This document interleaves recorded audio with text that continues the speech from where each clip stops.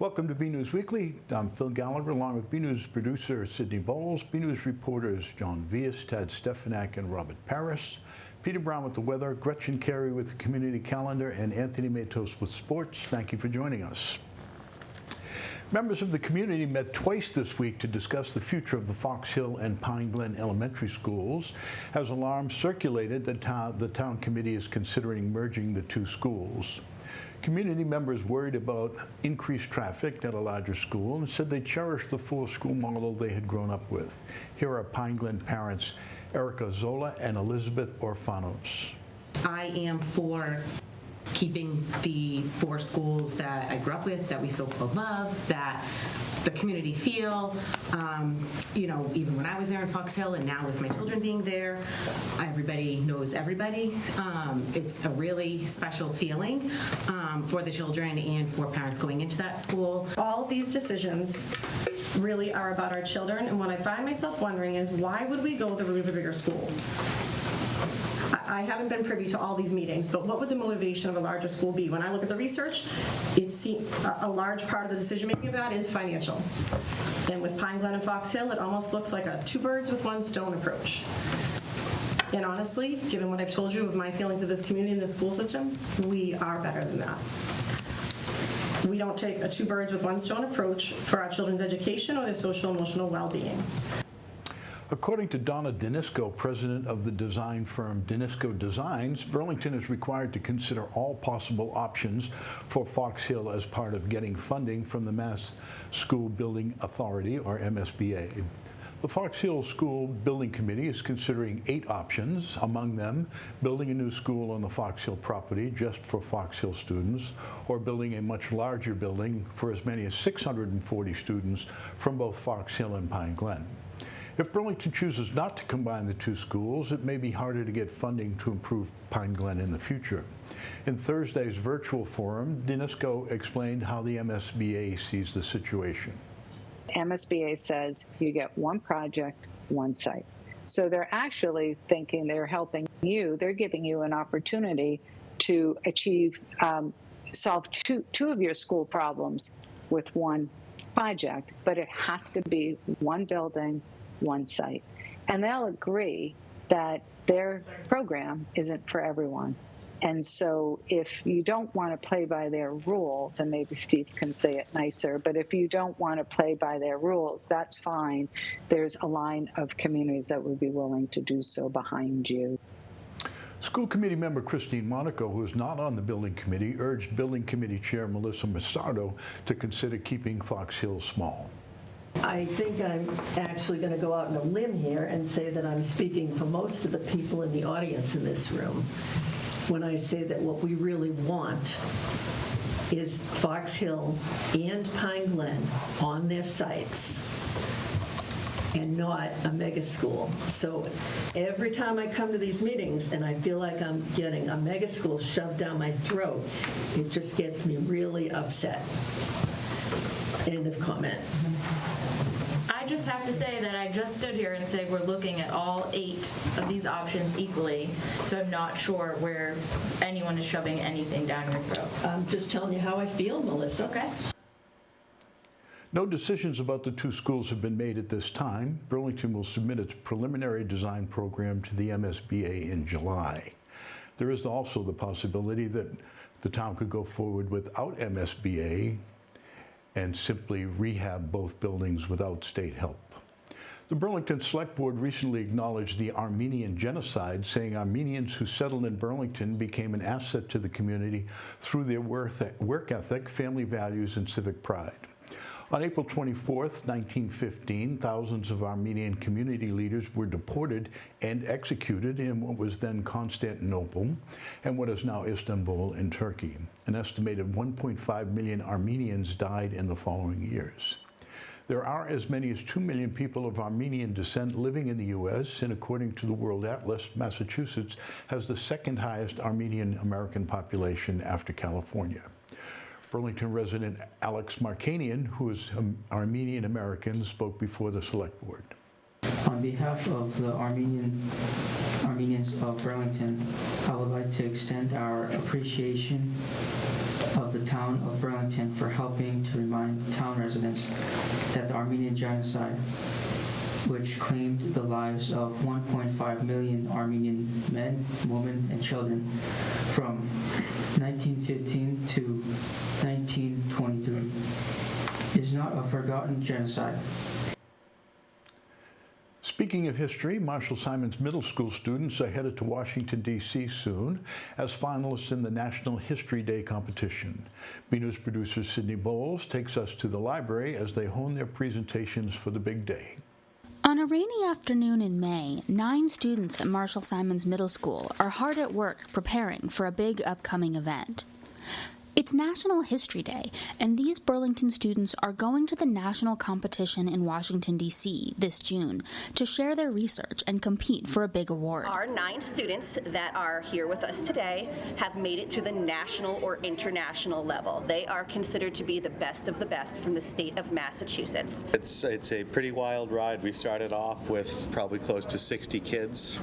Obviously, we've dwindled down by the kids that made it to nationals, but a great thing about it is they're able to identify a topic that they are interested in, they have a personal investment in, and it's largely self-driven by the kids. It's we provide support along the way as we can, but a lot of it is up in their hands. My project is on high-speed rail.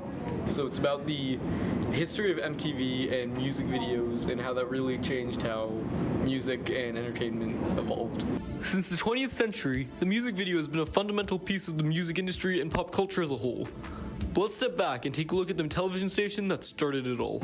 I love how she didn't care what men said about her.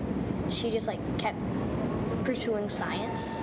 With the help of their teacher advisors, the students are putting the final touches on their essays, performances, and presentations, and they're getting excited to go to D.C.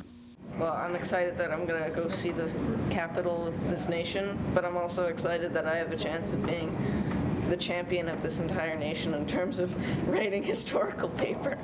For BNews, I'm Sydney Bowles. Burlington's entrepreneurship club, DECA, has had a big year. BNews reporter Tad Stefanak spoke with the trailblazing students and their instructors.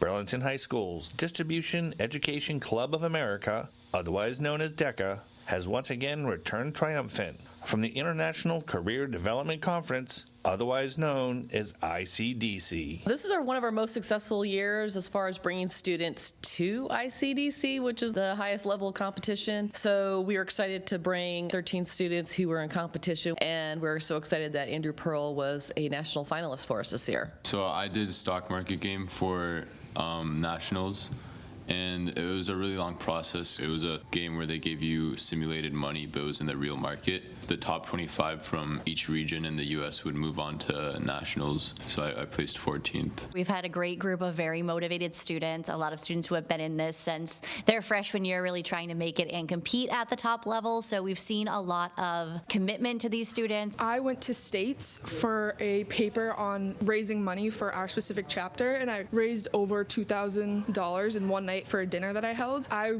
went to ICDC for a leadership academy where we learned basically how to promote your chapter and engage with your community. My partner and I, Cassie, we went to district, states, and then ICDC. I competed in a role play with my partner, Mason. We competed in travel and tourism, team decision making. Which is having a scenario written out, and we have to act it out as business people. It was definitely a good go for our first time there. I think it's giving me better. I think it's going to help me get jobs in the future. I competed in SBE, which is school-based enterprise. So in BHS, we have a school store, and I basically presented that. It was promotions, all different aspects of promotion, how we tie that in. We got a high score. Unfortunately, we didn't make a finalist, but we got a pretty high score, which we were happy with. Normally when we bring kids to ICDC, they're just excited to travel. This year we had kids practicing. They wanted to stay up to midnight. They wanted to keep doing their presentations, and they really wanted to put in their all, so that was very nice to see. We're so blessed to have so many students who want to take business courses here at the high school, and it's actually been a little bit of a challenge for us. Right now we have more students requesting our business classes, probably a lot because they want to be involved in DECA. They do have to to have at least taken a business class before getting into DECA. And as we're doing course signups this year, we're realizing we can't accommodate all those students. So we're sad about that and hoping that, in the future we can do something to help students who want to take business. Providing these opportunities for students is paramount for them for their future success. We did good. We had one finalist, and that might not seem like a lot, but there's all 50 states and then over like 10 other countries and territories. It's been amazing. I remember when they first showed us that promotional video, I knew instantly I wanted to join. DECA is a great organization. They teach people to be awesome leaders and better business people. It teaches me a lot about leadership and communication skills, being more professional, and I think that helped me like in college, getting internships, and then when I go out of college to getting jobs. I think DECA is a really fun club. I think if you're going to join any club freshman year, I would join DECA because it's like very different than any other club I've been in, and it's really fun.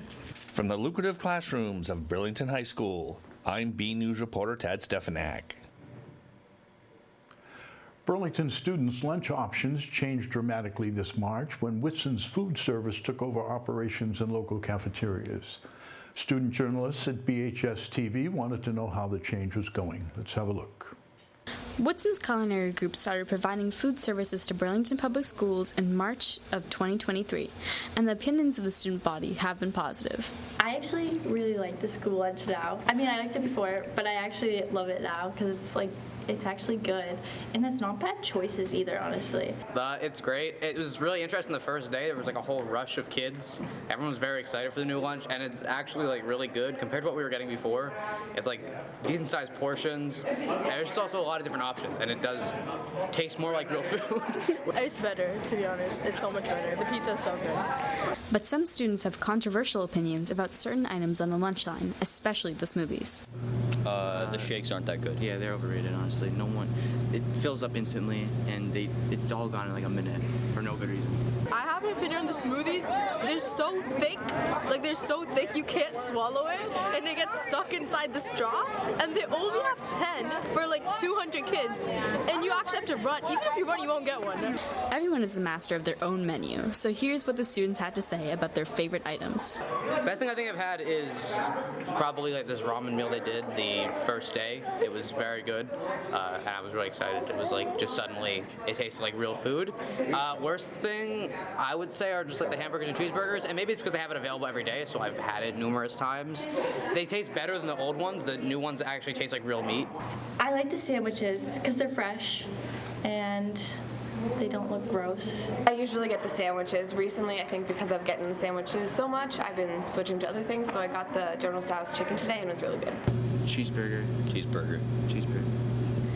One student, Cooper Visco, has been documenting school lunches on the Instagram account BurlingtonHS_school lunch. The biggest thing with as far as the photos in the account, it suddenly looks like less run down. Like everything, even the pictures just look brighter. Like if you scroll back to the beginning of the account to where it is now, the photos look brighter and just more exciting. So that may be part of it. I think it's overall everything just looks brighter and cleaner. For BNEWS Weekly, I'm Arushi Daima. Student reporters Juliana McGrain, Nora Ahmed, and Chase Jackman contributed to that report. Burlington Ballers will have an upgraded experience in Simons Park after the Recreation Department repaved and repainted the court. BNews reporter Robert Paris takes us to the three-point line.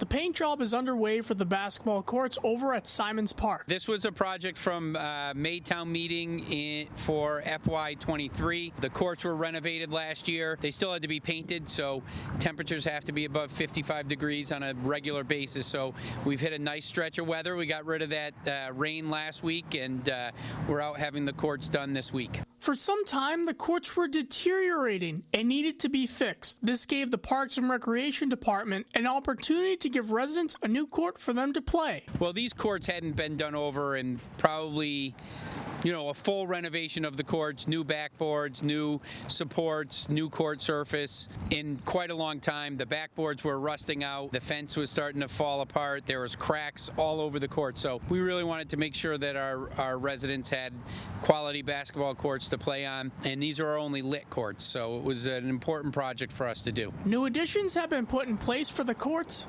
including a three-point line, something it did not have before. The courts are a little bit bigger than they were before. They're a little wider, they're a little longer, so they're just a foot or two short of regulation, so just about an official high school court. We're going to have a nice three-point line out here as well, something we did not have in our last on our last courts. We'll be able to make a three-point line that goes from baseline to baseline all the way around, and you'll be able to stand and shoot a three-pointer from the corner if you have to.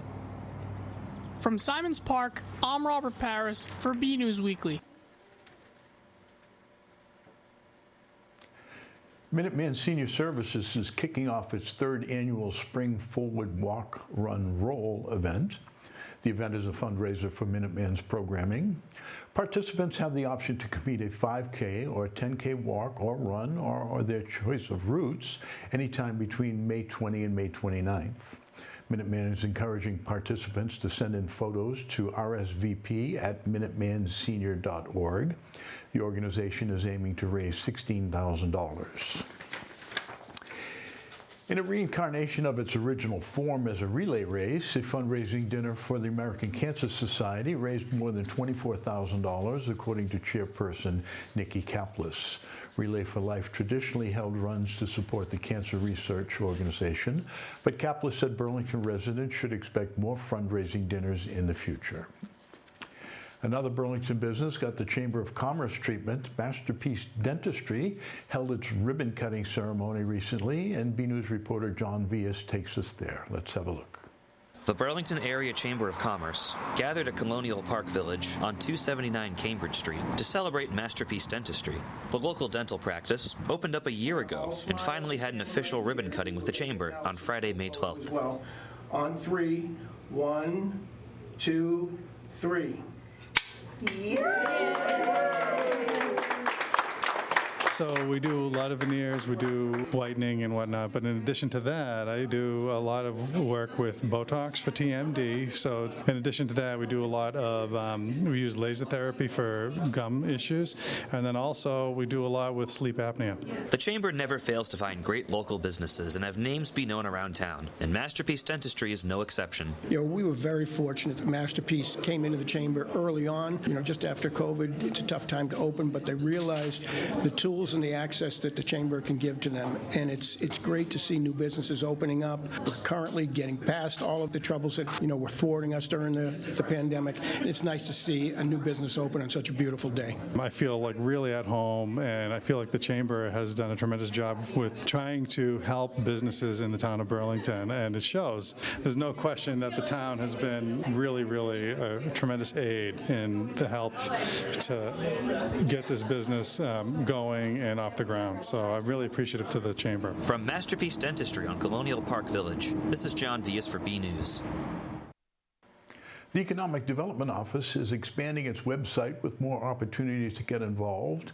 Bring Me to Burlington now includes a portal for businesses and individuals to find volunteer and sponsorship opportunities at places like the library, the Council on Aging, and the 4th of July celebration.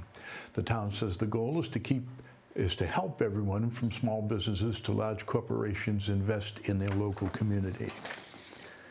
The people who work for Burlington do important jobs that sometimes fly under the radar. One such job is repairing equipment to save the town money.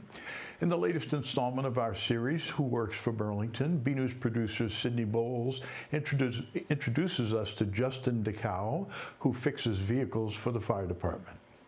In our quest to bring you the stories of town employees you may not hear from all that often, we bring you the next installment of Who Works for Burlington. This time, we have Justin Deco, emergency vehicle mechanic for the Burlington Fire Department. I fix and maintain all the fire trucks, the ambulances, and all the staff cars for the department. Today, Justin's working on the forestry truck. The engine seized, so I'm replacing it to get it back into service. This truck might not look like a typical fire engine, but it helps the fire department fight brush fires, which we've already seen a spate of this spring.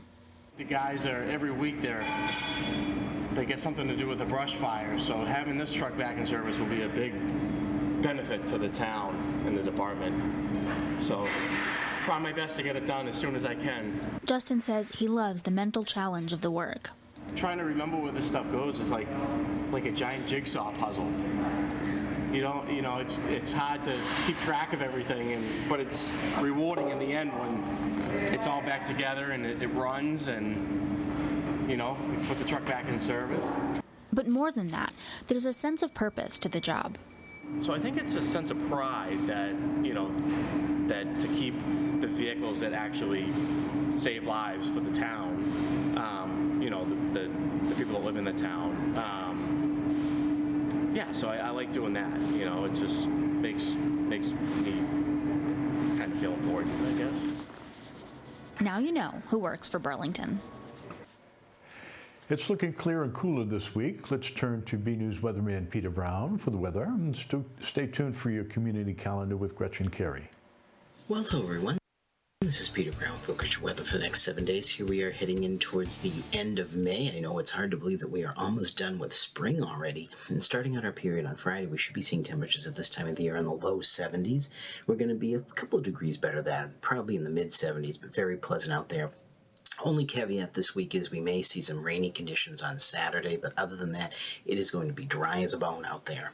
As we get in towards next Thursday, towards the end of our period, average highs again should be in the mid-70s at this time of the year, and that's about where we're going to finish up. And of course, now the sun is setting after 8 o'clock at night, so plenty of time to get out there and enjoy the great spring weather after work. Looks like here in the Burlington area, they're expecting us to see again about average high temperatures. That's going to be pretty much what I'm seeing as well. Nothing too crazy, nothing too cold, and nothing too hot. Looking at our precipitation chances, though, looks like we're going to be good chances of seeing below average precipitation. It has turned fairly dry here in the Burlington area over the past couple of weeks. Again, the only nuance to this is on Saturday, again, like I mentioned, we're going to see maybe the chance of some light rain throughout most of the day. Sun comes back on Sunday, temperatures rebound back into the 70s and beautiful out there. Now, Monday and Tuesday, we're going to see our temperatures drop a little bit as we see an easterly wind coming off the ocean. Still going to be nice and sunny, but temperatures in the upper 60s, so a little bit cool out there with a cool breeze. And then as we round out the period getting into Wednesday and Thursday, our temperatures get up back to around average temperatures in the low and mid 70s with sunny skies and just beautiful conditions out there. So everyone, get out there, enjoy the weather, and have a great week.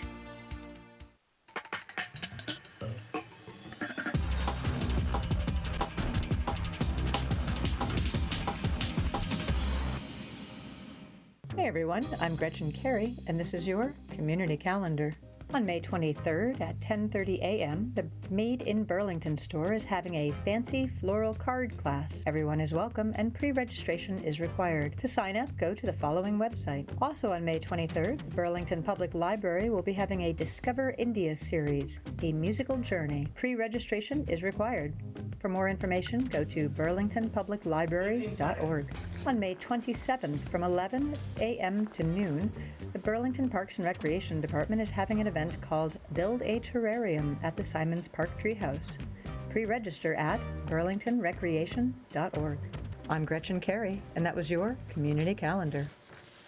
Now let's turn to Anthony Matos for the latest in BHS school sports. Hey everyone, I'm Anthony Matos, and this weekly sports report. We have 1 week left of the spring regular season as teams start to wrap up the final games before the playoffs. The softball team had back-to-back wins on May 15th and 16th. On the 15th, they competed at home against Westford Academy, where they got a win of 3-1. The following day, they visited Blattsfield and Wakefield, where they scored 4 runs in the 4-2 final. The ladies are now 15-2 on the season after a 5-2 win over Wilmington on May 18th. Keep up the work, Devils. The Burlington Unified basketball team was back at BHS on May 18th for a game against Watertown, where they won 72-60. The Red Devil track team hosted the Middlesex League Championship on May 17th, where everyone from the same league competed, including Lexington, Woburn, Wakefield, Stoneham, Wilmington, Reading, Winchester, Melrose, Arlington, and Belmont. In the girls' 400-meter hurdles, junior Cora Laverty finished in 4th place with a time of 1 minute and 9 seconds. Medals were given out to the athletes, and we have a clip of Cora receiving her medal. Cora Laverty. In 3rd place from Woburn,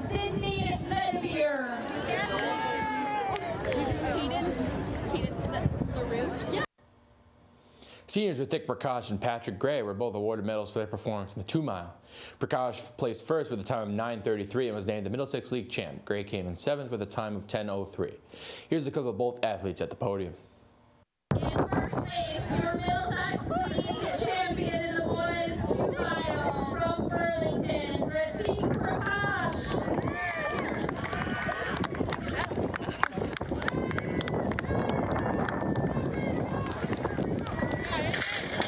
In 7th place from Burlington, Patrick Gray. From Belmont in 6th place, Ronnie Rubenstein. In 5th place from Melrose, Caleb Barnes.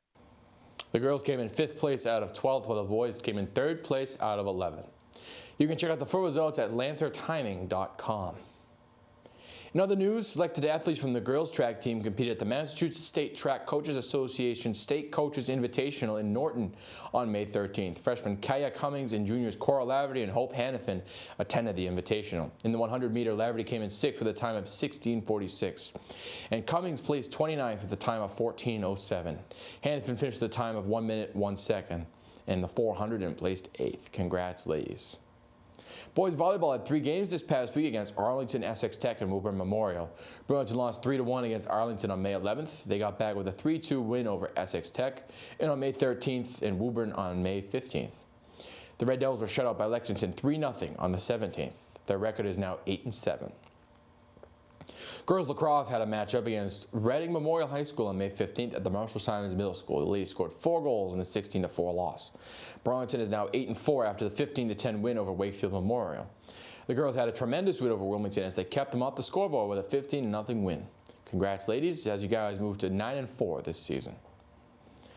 Boys lacrosse had a matchup at Landrigan Field in Wakefield on May 17th, where they won 10-5. The boys had an outstanding game as well over Wilmington as they won in a blowout of 18-3. The Devils moved to 12-3 on the season. Boys baseball is now 7-8 after a 3-run loss to Wakefield Memorial 10-7 on May 16th. Burlington was at Wilmington High School on the 18th, where they won by 2 in the 5-3 final. They even out their record at 8-8. The girls' tennis team competed at Dobbins Tennis Courts on May 16th in Wakefield. Burlington came away with a close win of 3-2 and improved to 8-5 on the season. They were back at Rahanis on May 17th against Woburn Memorial and then Wilmington on May 18th. Against Woburn, the Devils won in a shutout of 4-1 as we bring you these highlights from the Wilmington game.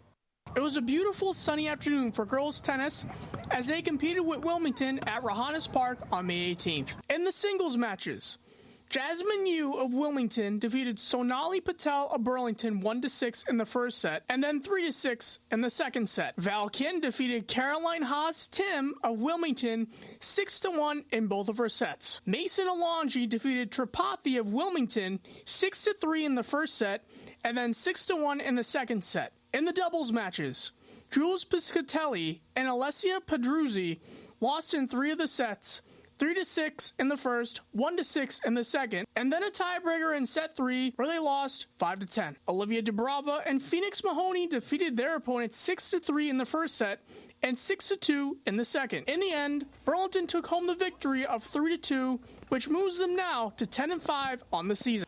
The Red Devils boys tennis team suffered their first loss since April 7th against Arlington, 3-2 on May 15th. On May 16th, they got back in the win column against Wakefield Memorial as they had a shutout victory of 5-0. Way to go, Devils. Burlington had a shutout victory of 5-0 against Woburn Memorial on May 17th. They're now 13-4 this season after a blowout win over Wilmington 4-1 on the 18th. For more Red Devil action, go to bcattv.org/sports and check out our Twitter page at BNEWS Sports. That's all for now. I'm Anthony Matos. Back to you guys in the studio. As always, we finish up with Photo of the Week sent in by our viewers. This week's entry comes from Steve Morin. It's a beautiful foggy morning at Minuteman National Historic Park. Thanks for sending that in, Steve. We'd love to share your photos. Send them to us at bcat@bcattv.org with the subject line Photo of the Week.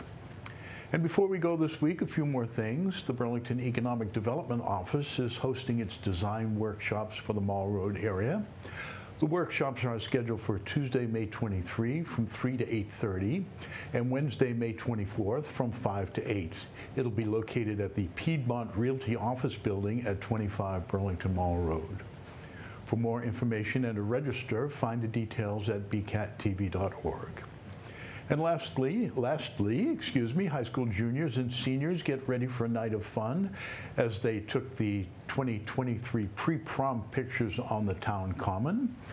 Robert Paris was there, and we're going to leave you with this montage. That's it from the news desk here at BNEWS Weekly. Thank you for joining us.